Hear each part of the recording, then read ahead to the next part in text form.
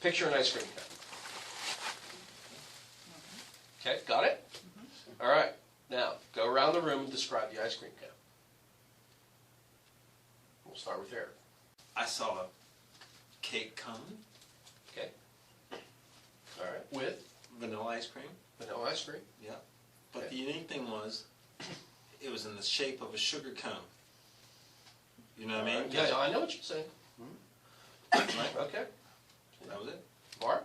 Sugar crispy cone with a vanilla and chocolate twist. It was very cool and very good. That's good for ice cream. Yeah. Okay. Just a sugar cone with just a small scoop of chocolate and rainbow sprinkles. I like color, so. Yeah. I had a waffle cone with strawberry cheesecake.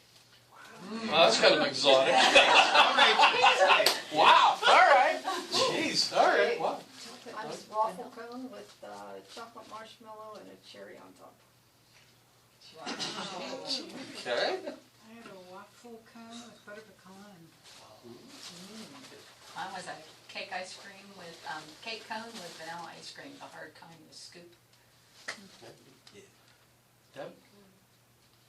Sugar cone with vanilla. Okay. Interesting. Nobody had the same. Did you notice that? What? What's that? I said I wouldn't imagine you would. Well, it's interesting because my point of doing that was when someone says a word, ice cream. Everybody knows what ice cream is. When I say you have an ice cream cone, everyone knows what that is in our language. But the image that is drawn up in your mind is vastly different. Now think about that with all the words that you now invoke. Okay? So take it over to the health perspective. Someone says, I have a headache. Someone says, I have cancer. Someone says, I have pain. Someone says, my immune system doesn't work well.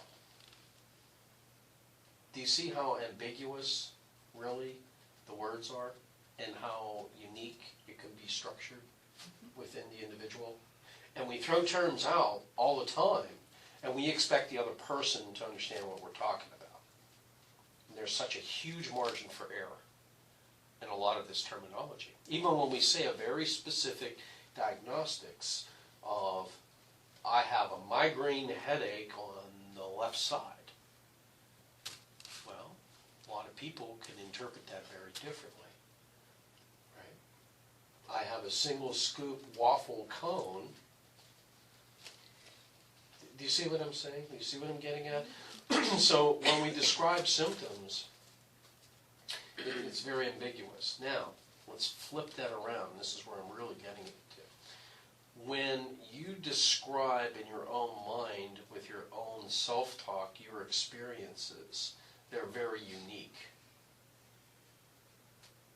Okay? So when you talk in your own head, which everyone does, that's not a sign that you're crazy or nuts, okay, it's a very unique language that you have cultivated. And it's unlike anybody else's. And the words that you use mean something completely different in your head than what they mean in someone else's. It's a wonder that we can communicate at all. Honestly, it really is. So when someone says, and you hear these statements all the time, but maybe you'll start to think about this now. When someone says, I had a really bad day, what does that mean? But we hear that statement all the time. I had a really hard day. I had a really bad day. I had a really rough day. I'm really tired. What does that mean? Do you see how ambiguous it can be? And to each person, how they use words is different a lot of times when they speak it and what other people are interpreting and what's really going on in their mind. Now,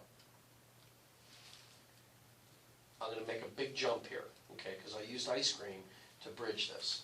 So hang with me, all right? So when someone says God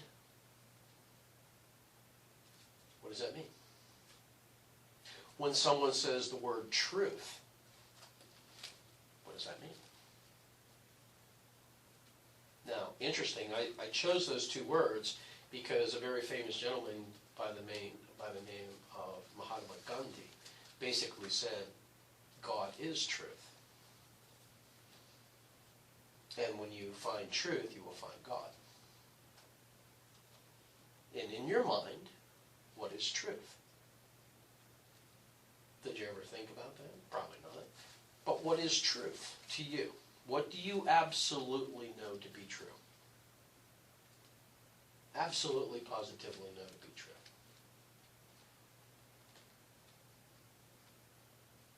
So what is truth? So what are you telling yourself is truth these days?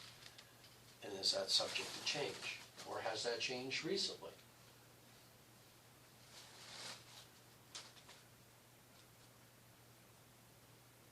Good question.